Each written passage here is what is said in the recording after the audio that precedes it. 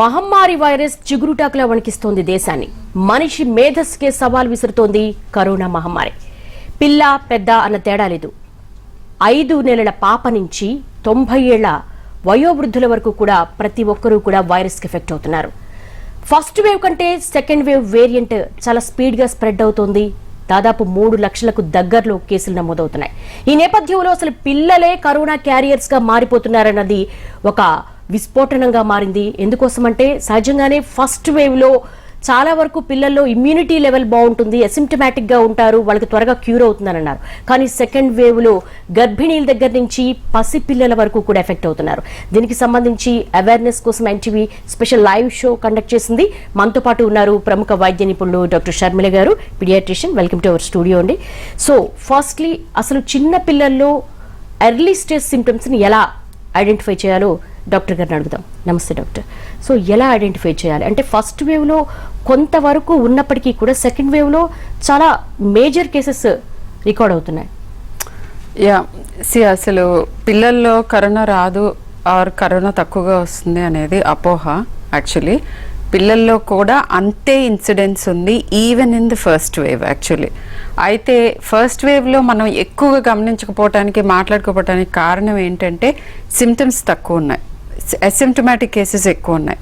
ఇప్పుడు ఈ second double mutant variant whichever we're talking about, in fact you will be surprised, ఇప్పుడు triple mutant వచ్చింది ఇవాళ, just now few hours. Triple mutant just now reported. So దీంట్లో ఈ wave లో నేను పర్సనల్ గా చూసిన కేసెస్ అన్నీ కూడా సిమ్టమ్స్ ఉంటున్నాయి. But at the same time silver lining to the cloud ఏంటంటే ఇంకా కూడా మన స్టేట్స్లో ఇప్పటి వరకు మోర్టాలిటీ ఎక్కువ లేదు. పిల్లల్ని అంటే హాస్పిటలైజ్ చేయాల్సిన అవసరం కానీ లేకపోతే పిల్లల్లో చావులు కానీ అంత ఎక్కువగా లేవు, ఇన్ఫ్యాక్ట్ ఆల్మోస్ట్ లేవు. అయితే but there is a warning ఏంటంటే మహారాష్ట్రలో already almost 60,000 children are reported to have COVID. Of course, Maharashtra is the hotbed for COVID cases. And వాళ్ళల్లో multi-system inflammatory syndrome, నేను దీని గురించి ఫస్ట్లో కూడా చెప్పాను.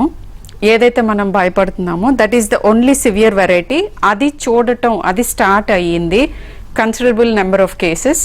అండ్ హైదరాబాద్లో కూడా చూసిన కేసెస్లో కొరోనరీ ఆర్టరీస్ అంటాం, అంటే హార్ట్కి బ్లడ్ సప్లై చేసే మెయిన్ ఆర్టరీస్ని ఎఫెక్ట్ చేసే multisystem pediatric multisystem inflammatory syndrome, ఇది షాక్ లాంటి స్టేట్ తోటి ప్రెజెంట్ అవుతారు. బ్లడ్ ప్రెషర్స్ ఇవన్నీ బాగా తగ్గిపోయే అవకాశం ఉంటుంది. సో ఈ వేరియంట్ ఈ రకమైన ప్రెజెంటేషన్ మన స్టేట్లో ఇంకా సీరియస్గా చూడలేదు, బట్ మహారాష్ట్రలో చూసాం. కాబట్టి దిస్ ఈజ్ ద టైం మనం అప్రమత్తం అవటం. అప్రమత్తము అని అంటే పేరెంట్స్ ఎట్లా అవ్వాలి, గవర్నమెంట్ ఎట్లా అవ్వాలి, డాక్టర్స్ ఎట్లా అవ్వాలి, 3 రకాలుగా చెప్పాలి. ఇది ఫస్ట్ థింగ్ ఈజ్ పేరెంట్స్ ఇంకా కూడా చాలామంది వెరీ సాడ్లీ అండ్ సర్ప్రైజింగ్లీ పేరెంట్సే కాదు అడల్ట్ పేషెంట్స్ కూడా ఇవాళ కూడా నేను చూసాను అలాంటి వాళ్ళని. కరోనా వచ్చింది, కోవిడ్ ఉంది అని తెలిసి కూడా ఇంకా డాక్టర్స్ని సంప్రదించటం లేదు, పక్కన ఎవరో యూజ్ చేసిన ప్రిస్క్రిప్షన్ని యూజ్ చేస్తున్నారు. అండ్ ఇవాళ మార్నింగే one of my someone known to me, a distant relative's wife, she's very young, 1.5 year old child, she died.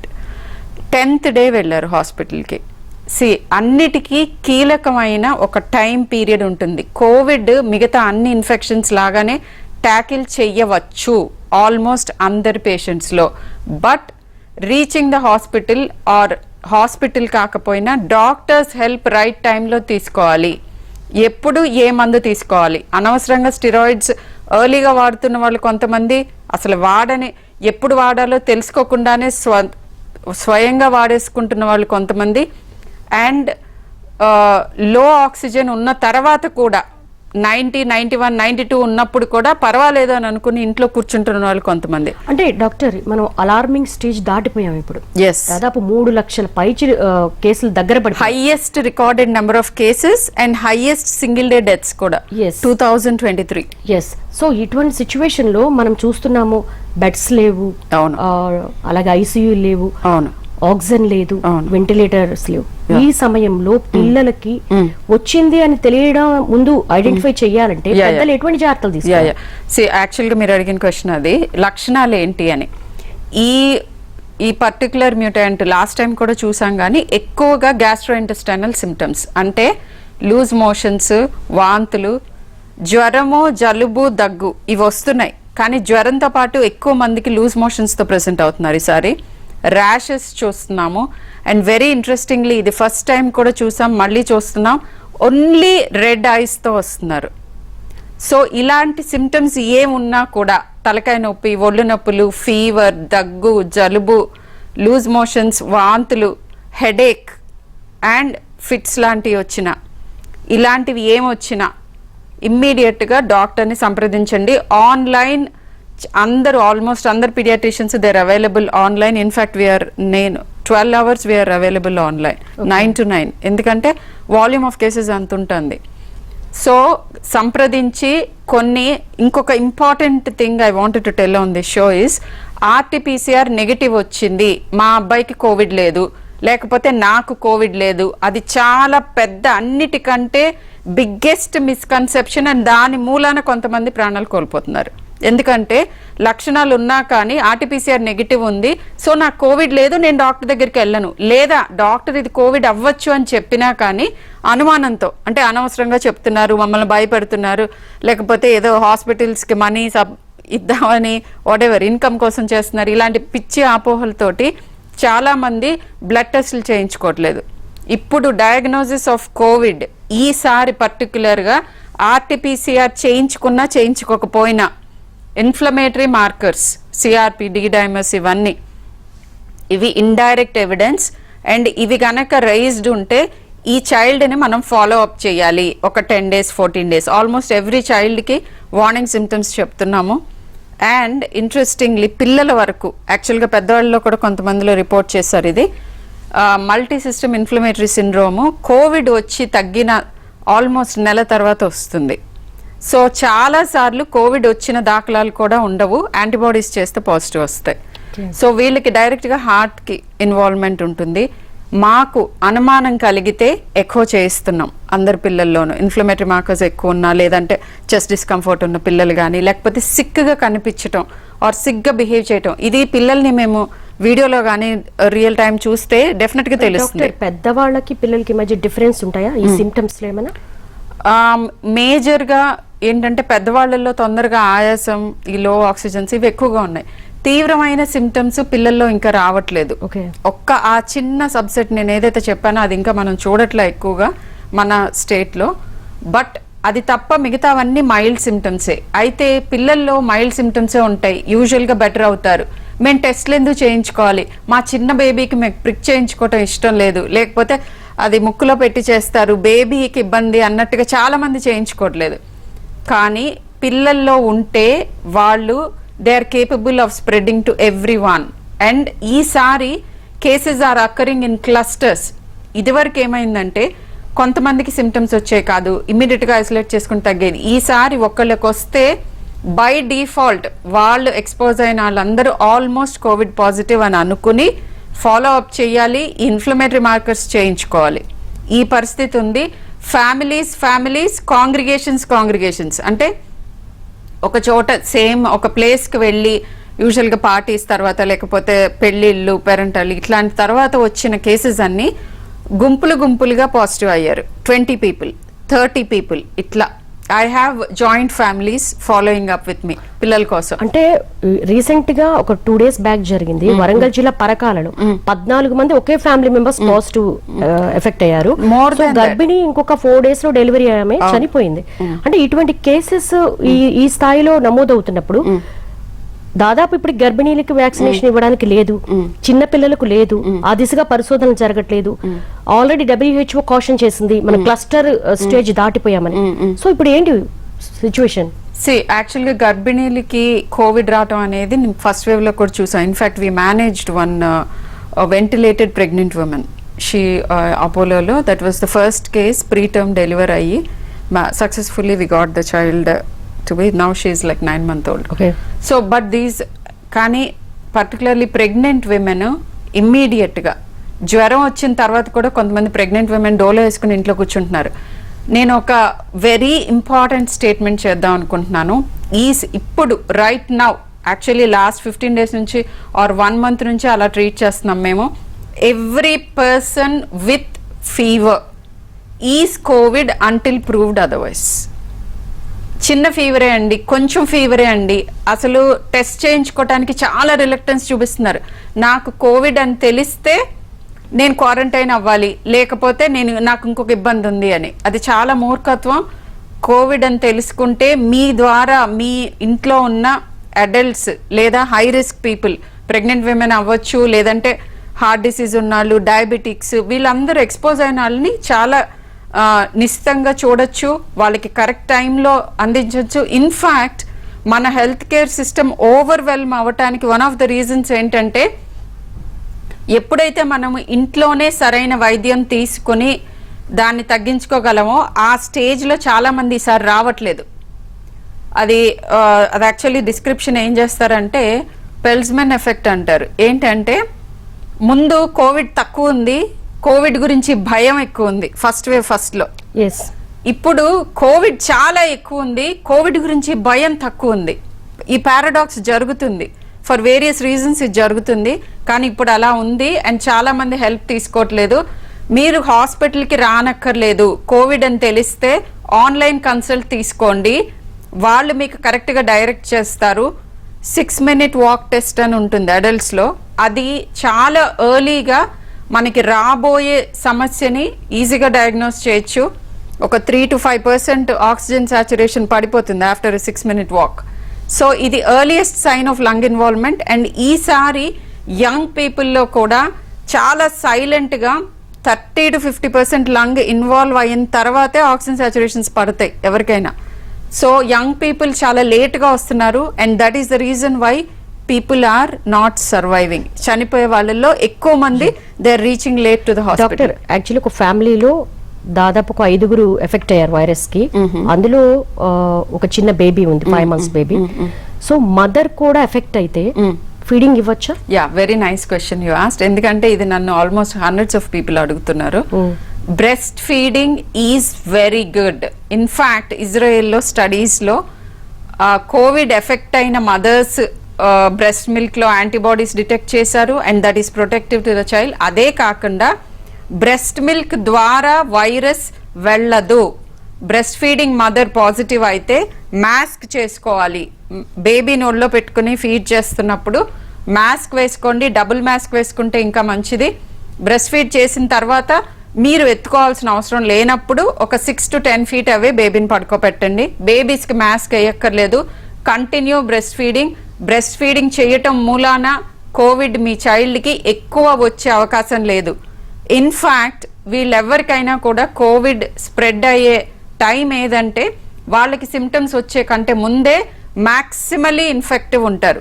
మనకి సిమ్టమ్స్ వచ్చే ముందు 3-4 days హైగా వైరస్ని స్ప్రెడ్ చేస్తూ ఉంటాం, వచ్చిన తర్వాత 2-3 days కూడా.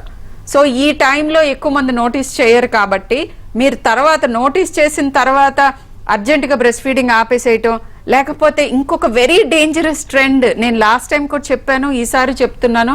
ఏంటంటే వీళ్ళకి డయాగ్నోస్ అవ్వగానే గబుక్కున్న పిల్లలకి సిమ్టమ్స్ లేకపోతే చిల్డ్రన్ని గ్రాండ్ పేరెంట్స్ దగ్గర పంపిస్తున్నారు. దట్ ఈజ్ లైక్ స్పెల్లింగ్ డూమ్. చెయ్యొద్దు అలాగా. ఎందుకంటే మీ చిల్డ్రన్ ఆల్రెడీ ఇన్ఫెక్టెడ్ ఉంటారు, సిమ్టమ్స్ ఉన్నా లేకపోయినా. అండ్ వాళ్ళని మీరు పంపుతున్న చోట మీ పేరెంట్స్ కి మీకంటే చాలా హై రిస్క్ ఉంది. ఈ విషయం మీతో డిస్కస్ చేద్దాం అనుకున్నా. Most of the major cases లో పేరెంట్ ఇద్దరు కూడా పాజిటివ్ అయితే మా పిల్లల్ని గ్రాండ్ పేరెంట్స్ పంపించామండి అని చెప్తున్నారు. దాని వల్ల అది ఎంత వైరస్ క్యారియర్స్ గా మారుతున్నారు అనేది వాళ్ళు గమనించట్లేదు. ఎస్, దీని గురించి మాట్లాడదామండి. పిల్లల్లో కరోనా ఈ మాట వింటేనే మనకు చాలా భయం వేస్తుంది. ఎందుకోసం అంటే ఇప్పటికే బెడ్స్ లేవు, ఆక్సిజన్ కొరత ఉంది. మరి ఏం చేయాలి? పిల్లలు ఆల్మోస్ట్ స్కూల్స్ కు వెళ్తే స్ప్రెడ్ అవుతుందని చెప్పి స్కూల్స్ మూసేశారు, విద్యా వ్యవస్థ కుదేలైపోయినా పర్వాలేదంటూ గవర్నమెంట్ డెసిషన్ తీసుకుంది. కానీ ఇంట్లో ఉన్న పిల్లలు, అలాగే పసిపిల్లలు, బార్న్ బేబీస్ కూడా వస్తుంది. ఏం చేయాలి? హోమ్ క్వారంటైన్ లో ఐసోలేషన్ లో ఉన్న లేడీస్, ముఖ్యంగా తల్లి ఏం చేయాలి? తల్లిదండ్రుల పాత్ర ఎలా ఉండాలి? మాటేవాడి నుంచి జాయిన్ అవుతున్నారు ప్రముఖ పిల్లల వైద్య నిపుణులు డాక్టర్ వెంకటరామారావు గారు. రామారావు గారు నమస్తే అండి. నమస్తే. పిల్లల్లో కరోనా వస్తే పేరెంట్ రోల్ ఏ విధంగా ఉండాలి? ముఖ్యంగా కాంప్లికేషన్స్ ఉన్న పిల్లల్లో కరోనా సోకితే ఏం చేయాలి?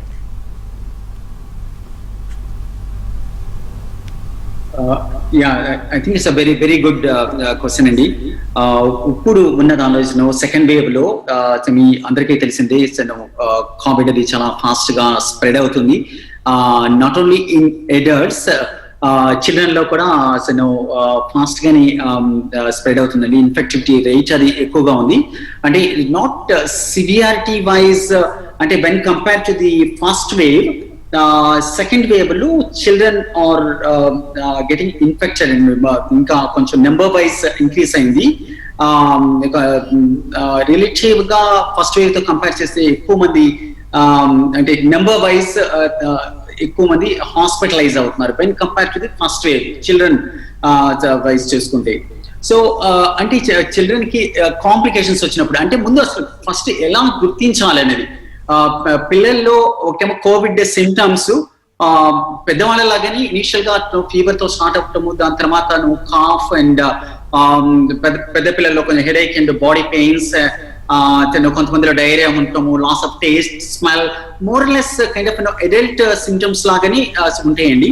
సో ఈ సిమ్టమ్స్ ఉండి ఫీవర్స్ కంటిన్యూ అవుతా ఉంటే కనుక డెఫినెట్ గా హాస్పిటల్కి వచ్చి ముందు టెస్ట్ చేయించుకోవటం అనేది వెరీ ఇంపార్టెంట్. టెస్ట్ చేయించుకున్న తర్వాత పాజిటివ్ వస్తే కనుక ఎక్కువ మంది పిల్లలు, అంటే more than 80 to 85% of children కి హాస్పిటలైజ్ చేయాల్సిన అవసరం లేదు, ఇంటి దగ్గరే మేనేజ్ చేయొచ్చు. సో ఇంటి దగ్గర యూజ్ చేయాల్సిన మెడికేషన్స్ కూడా చాలా తక్కువే ఉంటాయండి. పెద్దవాళ్ళలాగా స్ట్రైటవే స్టెరాయిడ్స్ కానీ ఇంకా అదర్ మెడికేషన్స్ స్టార్ట్ చేయాల్సిన అవసరం లేదు. So basically supportive medications, vitamin D, C, zinc, అటువంటి కొన్ని మెడిసిన్స్ స్టార్ట్ చేస్తే సరిపోతుంది, ఇంటి దగ్గరే ట్రీట్ చేయొచ్చు. అంటే రామారావు గారు, కంపారిటివ్లీ పెద్దవాళ్ళ కంటే చిన్న పిల్లల్ని హోమ్ ఐసోలేషన్ లో ఉంచడం చాలా కష్టం. వాళ్ళు కుదురుగా ఉండరు. సహజంగానే వాళ్ళు వైరస్ కి ఇన్ఫెక్ట్ అయిన తర్వాత హోమ్ ఐసోలేషన్ లో ఉంటే ఎటువంటి జాగ్రత్తలు పాటించాలి? మీరు అన్నట్టు ఏంటంటే పిల్లల్ని ఇంటి దగ్గర మేనేజ్ చేయటం అనేది కైండ్ ఆఫ్ వెరీ డిఫికల్ట్ అండి. అంటే అబౌవ్ 5 years ఏజ్ గ్రూప్ అంటే కనుక రిలేటివ్లీ ఈజీ, వాళ్ళు కొంచెం చెప్పినట్టు వింటారు. 10 years అండ్ ప్లస్ అయితే కనుక పెద్ద ప్రాబ్లమే ఉండదు. సో వాళ్ళని ఐసోలేషన్ లో పెట్టేసేయటం, తర్వాత వాళ్ళకి కావాల్సిన థింగ్స్ అని ప్రొవైడ్ చేసి ఒక రూమ్ లో ఉంచి వాళ్ళకి కావాల్సినవి అన్ని చేయటం అనేది రిలేటివ్లీ ఈజీ అనమాట. ది ప్రాబ్లం మెయిన్ గా ఎక్కడ వస్తుందంటే up to the age of 10 years, mainly below 5 years age group లో పాజిటివ్ వస్తాయి. అంటే యూజువల్ గా ఏమవుతుందంటే పిల్లలు పాజిటివ్ వచ్చినప్పుడు పెద్దవాళ్ళు కూడా 9 out of 10 times వాళ్ళు కూడా పాజిటివ్ ఉంటున్నారండి. అంటే పెద్దవాళ్ళ ద్వారా పిల్లలకి రావటం కానీ, పిల్లల నుంచి పెద్దవాళ్ళకి రావటం కానీ 9 out of 10 times వాళ్ళ ఫ్యామిలీలో అట్లీస్ట్ ఒకళ్ళిద్దరన్నా అడల్ట్స్ కూడా పాజిటివ్ ఉంటున్నారు. సో అలా ఉన్నప్పుడు వాళ్ళందరినీ ఒక చోట పెట్టడం అనేది ఒక పద్ధతి అండి. వాళ్ళ పేరెంట్స్ కావచ్చు, లేకపోతే ఇంకా other close family members house లో ఉండే వాళ్ళు కావచ్చు. సో వాళ్ళు కలిసి ఒక ఏరియాలో, ఒక డిజిగ్నేటెడ్ ప్లేస్ లో, లేకపోతే సపరేట్ రూమ్ లో అలా ఉంచితే వాళ్ళు టేక్ కేర్ చేస్తారు, నా క్లోజ్ రిలేటివ్స్ కానీ అండ్ లేకపోతే పేరెంట్స్ కానీ.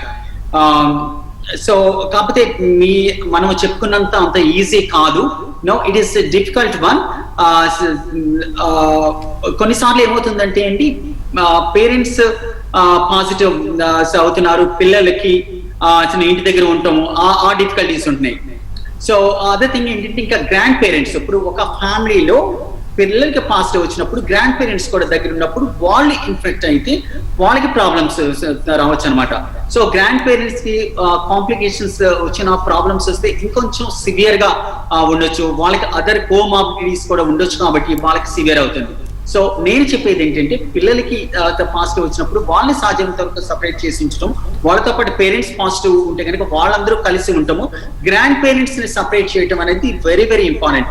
యూజువల్ గా వీళ్ళలో సివియారిటీ ఎక్కువ మంది above 45 years, above 50-60 years age group లో ఎక్కువ ఉంటుంది, కాబట్టి గ్రాండ్ పేరెంట్స్ ని సపరేట్ చేసి వాళ్ళని సపరేట్ గా క్వారంటైన్ లో పెట్టడం, పిల్లలు అండ్ పేరెంట్స్ కలిసి ఉండటం అనేది ఐ థింక్ ఉన్న బెటర్ ఆప్షన్ అండి. అలాగే సివియర్ సిమ్టమ్స్ ఉన్నాయి, లేకపోతే కాంప్లికేషన్స్ ఉన్న పిల్లలు ఉంటారు, అంటే లైక్ హార్ట్ కావచ్చు, లేకపోతే కిడ్నీ ట్రాన్స్ప్లాంటేషన్ జరిగిన వాళ్ళకి కరోనా సోకితే మోస్ట్ డేంజరస్సా? యా, డెఫినెట్ గా అండి. ఇప్పుడు ఎవరికైనా పిల్లలు కానీ పెద్దవాళ్ళకి కానీ అదర్ కోమార్బిడిటీస్ ఉన్నప్పుడు, అంటే పెద్దవాళ్ళు అయితే కనుక హైపర్టెన్షన్ కానీ, డయాబెటీస్ కానీ, క్రానిక్ లంగ్ డిసీజ్ కానీ, ఆస్మా కానీ, హార్ట్ డిసీజ్, క్యాన్సర్స్ ఉన్న వాళ్ళలో సివియారిటీ ఎలా ఉంటుందో పిల్లల్లో కూడా అంతే. పిల్లల్లో క్యాన్సర్స్ ఉన్న వాళ్ళు కావచ్చు, పిల్లల్లో ఆల్రెడీ క్రానిక్ డిసీజ్ ఉండి వాళ్ళు స్టెరాయిడ్స్ ట్రీట్మెంట్ మీద ఉన్న కండిషన్స్ కొన్ని ఉంటాయి, అది కానీ, లేకపోతే ప్రీచామ్ బేబీస్ వాళ్ళకి క్రానిక్ లంగ్ డిసీజ్ ఉన్న పిల్లలు కావచ్చు. సో వాళ్ళల్లో కోవిడ్ ఎఫెక్ట్ అయితే కనుక అసలు డెఫినెట్ గా సివియర్ గా ఉండొచ్చు. వాళ్ళల్లో మల్టీ సిస్టమ్, అంటే మోర్ దెన్ వన్ సిస్టమ్ కూడా ఎఫెక్ట్ అవుతుందండి. That is called multi system inflammatory syndrome in children అని లాస్ట్ 6 to 7 months లో ఈ type of cases especially in children లో చూస్తున్నాం. సో దానిలో ఏమవుతుందంటే అండి, పిల్లల్లో ఫీవర్స్ ఎక్కువ రోజులు ఉంటున్నాయి, దానితో పాటు కంజంక్టివైటిస్ కండ్ల కలక, థ్రోట్ అది అంతా ఇన్ఫెక్ట్ అయ్యి థ్రోట్ రెడ్ గా అవ్వటము, ర్యాష్ ఉండటము, బాడీ మీద మచ్చలు రావటము, అలాగే లింఫ్ నోడ్స్ గ్లాండ్స్ ఎన్లార్జ్ అవ్వటము, కొంతమంది షాక్ లో వెళ్ళటం, అంటే బ్లడ్ ప్రెషర్ డ్రాప్ అవటము, కొంతమందికి అదర్ సిస్టమ్స్ లైక్ హార్ట్ కానీ, లంగ్స్ కానీ, కిడ్నీస్ కానీ ఇవి ఎఫెక్ట్ అవుతున్నాయండి. సో ఈ విధమైన ప్రాబ్లమ్స్ ఉంటే that is called multi system inflammatory syndrome in children అంటారు. ఈ టైప్ ఆఫ్ కేసెస్ ఎక్కువగానే చూస్తున్నాం అనమాట పిల్లలు. సో అలా ఉన్నప్పుడు ఎస్పెషల్లీ మీరు చెప్పినట్టు హార్ట్ డిసీజ్ ఉన్న వాళ్ళలో, అలాగే కిడ్నీ ప్రాబ్లం ఆర్ క్యాన్సర్స్ ఉన్న వాళ్ళలో ఈ టైప్ ఆఫ్ డిసీజ్ వస్తే కోవిడ్ వల్ల ఇంకొంచెం సివియర్ అయ్యి, ఇంకొంచెం కాంప్లికేషన్స్ ఎక్కువయ్యి చాలా సీరియస్ అవ్వచ్చు. సో అటువంటి వాళ్ళని ఎర్లీగానే మనం రికగ్నైజ్ చేసి హాస్పిటలైజ్ చేసి దానికి తగిన ట్రీట్మెంట్. ఫర్ ఎగ్జాంపుల్ నేను చెప్పిన ఇందాక సిండ్రోమ్ చూసుకుంటే వాళ్ళకి స్టెరాయిడ్స్ ఒకటి, ఇమ్యునోగ్లోబులిన్స్ ట్రీట్మెంట్ ఒకటి చాలా చాలా ఇంపార్టెంట్. అవి ఎర్లీగా స్టార్ట్ చేసుకుంటే ఎక్కువ మంది పిల్లలు రికవర్ అవుతారు. సో నేను చెప్పేది ఏంటంటే ఎర్లీగానే ఇటువంటి సింప్టమ్స్ రికగ్నైజ్ చేయటము, ఆల్రెడీ కోమార్బిడ్ కండిషన్స్ ఉన్న పిల్లలకి ఇది కోవిడ్ సోకితే కనుక హాస్పిటలైజ్ చేయటము, దానికి తగినట్టుగా ట్రీట్మెంట్ నేను చెప్పిన ట్రీట్మెంట్స్ ఎర్లీగా స్టార్ట్ చేసుకుంటే majority of the children without any problem recover అవడానికి ఛాన్సెస్ ఉంటాయండి. రామారావు గారు, చాలా మంది పేరెంట్స్ పిల్లలకి రాదు, వీళ్ళకి కరోనా సోకదని చాలా లైట్ తీసుకుంటున్నారు, కానీ తాజా పరిశోధనలో పిల్లలే సూపర్ స్పైడర్స్ గా, కరోనా క్యారియర్స్ గా మారుతున్నారని పేరెంట్స్ కి ఏం చెప్పదలుచుకున్నారు? అదేనండి, దట్స్ నాట్ కరెక్ట్ అండి. పేరెంట్స్ పిల్లలకి రాదు అనుకోవటం అది కరెక్ట్ కానే కాదు. పిల్లలు కూడా ఇన్ఫెక్ట్ అవుతున్నారు. లాస్ట్ టైం ఫస్ట్ వేవ్ లో కూడా పిల్లలు వచ్చారు, చాలా మంది ఇన్ఫెక్ట్ అయ్యారు. బట్ ది ఓన్లీ డిఫరెన్స్ ఏంటంటే పిల్లలకి పిల్లలకి ఇన్ఫెక్ట్ అయినా వాళ్ళకి సిమ్టమ్స్ ఉండలేదు. అరౌండ్ 80% ఆఫ్ ది చిల్డ్రన్ కి వాళ్ళకి కోవిడ్ పాజిటివ్ ఉన్నా సరే వాళ్ళకి ఏం సిమ్టమ్స్, ఈవెన్ ఫీవర్ కూడా లేకుండా వాళ్ళు కైండ్ ఆఫ్ క్యారియర్స్ లాగా ఉంటున్నారు. సో వాళ్ళ వలన పెద్దవాళ్ళకి ఇంట్లో పేరెంట్స్ కి అండ్ గ్రాండ్ పేరెంట్స్ కి రావటము, వాళ్ళకి సిమ్టమ్స్ రావటము, వాళ్ళు సివియారిటీ అది ఎక్కువ అవటము, సో అట్లా అవుతుంది అనమాట. సో అంటే పిల్లలకి రాదు అంటానికి అసలు ఏం లేదండి, పిల్లలకి కూడా డెఫినెట్ గా వస్తున్నాయి. అది మీరు లాస్ట్ టైం యూఎస్ లో తీసుకుంటే వన్స్ స్కూల్స్ స్టార్ట్ అయిన తర్వాత విత్ ఇన్ వీక్స్ టైం దాదాపుగా ఒక 1 lakh పాజిటివ్ వచ్చినాయి చిల్డ్రన్ లో. సో నేను చెప్పేది ఏంటంటే పిల్లలు కూడా డెఫినెట్ గా ఇన్ఫెక్ట్ అవుతున్నారు, బట్ ఓన్లీ థింగ్ వాళ్ళకి అంత సిమ్టమ్స్ ఉండలేదు, అంత సివియారిటీ ఉండలేదు. డాక్టర్ షర్మిల గారు, యూనివర్సల్ వ్యాక్సినేషన్ టైం వచ్చేసిందంటారా? అంటే ఇప్పటి వరకు 45 ఏళ్ళు పైబడి అన్నారు, రేపు ఫస్ట్ నుంచి 18 years అన్నారు, కానీ బార్న్ బేబీస్ కూడా వస్తున్నప్పుడు ఖచ్చితంగా సిస్టమ్ అనేది మార్చుకోవాల్సిన అవసరం ఉంది కదా? ఉంది. కాకపోతే సాడ్లీ ఇంకా మనకి చిల్డ్రన్స్లో స్టడీస్ ఇంకా కంప్లీట్గా phase 3 ట్రయల్స్ అవ్వలేదు. యాక్చువల్గా కోవిషీల్డ్ చిల్డ్రన్లో ట్రయల్స్ స్టార్ట్ అయినాయి అబౌవ్ 12 to 18 years. అప్పుడు ఆ ట్రయల్స్ కూడా స్టాల్ చేశారు, ఆపారు. ఫైజర్ వ్యాక్సిన్ యాక్చువల్లీ యుఎస్లో చిల్డ్రన్కి ఆల్మోస్ట్ ట్రయల్స్ అన్నీ పాస్ అయ్యి అప్రూవల్ వచ్చే స్టేజ్కి వచ్చేసింది.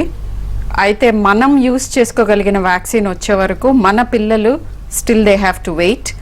And pregnant women and lactating విమెన్కి ఆల్రెడీ యుఎస్లో అండ్ కొన్ని అదర్ కంట్రీస్లో they are approved, vaccines are approved, తీసుకుంటున్నారు. ఇన్ఫ్యాక్ట్ అట్లా వ్యాక్సినేట్ అయిన ఒక లాక్టేటింగ్ మదర్ దాంట్లో కూడా యాంటీబాడీస్ బాగా ఉన్నాయి అని కూడా కనుక్కున్నారు. సో యూనివర్సల్ ఇమ్యునైజేషన్ మీరు అన్నట్టు ప్రతి ఒక్కళ్ళకి వ్యాక్సిన్ రావాలి, కానీ అది చాలా దూరంలో ఉన్నాం. మనం జస్ట్ 1% ఆఫ్ పాపులేషన్నే వ్యాక్సినేట్ చేసుకున్నాము. అండ్ మనలాంటి 1.3 బిలియన్ పాపులేషన్ వ్యాక్సినేట్ చేయాలంటే అది చాలా కష్టమైన చర్య. 40%ని వ్యాక్సినేట్ చేసినా కూడా హర్డ్ ఇమ్యూనిటీ వస్తుంది. అండ్ అన్నిటికంటే ఇప్పుడు మన చేతుల్లో ఉన్న ఒకే ఒక్క వెపన్ మాస్క్ పెట్టుకోవటం, వీలైనంత వరకు self impose lockdown, stay at home. And most importantly symptoms ఉన్న వాళ్ళందరూ మీకు వీలైనంత త్వరలో మీ ఫిజిషియన్ కానీ పిల్లలైతే పీడియాట్రిషియన్ని ఆన్లైన్ కన్సల్ట్ చేయండి. చాలా మంది అవైలబుల్ ఉన్నారు, నెగ్లెక్ట్ చేయొద్దు. ఎందుకంటే ఆక్సిజన్ సిలిండర్ కొరత ఇవన్నీ కూడా మనం ఎట్లా ఫైట్ చేయగలుగుతాం అంటే కొత్త ఆక్సిజన్ సిలిండర్స్ తెచ్చుకోవటం ఒకటైతే ఆ స్టేజ్కి వెళ్లకుండా మనం నియంత్రించుకోవటం రెండోది. సో మన health care system already crack down అవుతుంది. కేర్ఫుల్ గా ఉండండి, తొందరగా డాక్టర్ సంప్రదించండి. రైట్, థ్యాంక్ యూ షర్మిల గారు అండ్ రామారావు గారు, థ్యాంక్స్ ఫర్ జాయినింగ్ అస్. పిల్లలకి కరోనా సోకుతుంది, లైట్ తీసుకోవద్దు. పెద్దలు ఎవరైనా సరే దయచేసి పిల్లలు కూడా మాస్క్ పెట్టండి. మైల్డ్ సిమ్టమ్స్ ఉన్నప్పుడు పిల్లలకు మీ ఇంట్లో ఉన్నటువంటి తాత, నానమ్మ, అలాగే గ్రాండ్ పేరెంట్స్ ఎవరైతే ఉంటారో వాళ్ళని దూరంగా ఉంచండి, ఐసోలేట్ చేయండి, తగిన జాగ్రత్తలు తీసుకోండి, భయపడద్దు, అప్రమత్తంగా ఉండండి. ఇది వాటి లైవ్ షో. నమస్తే.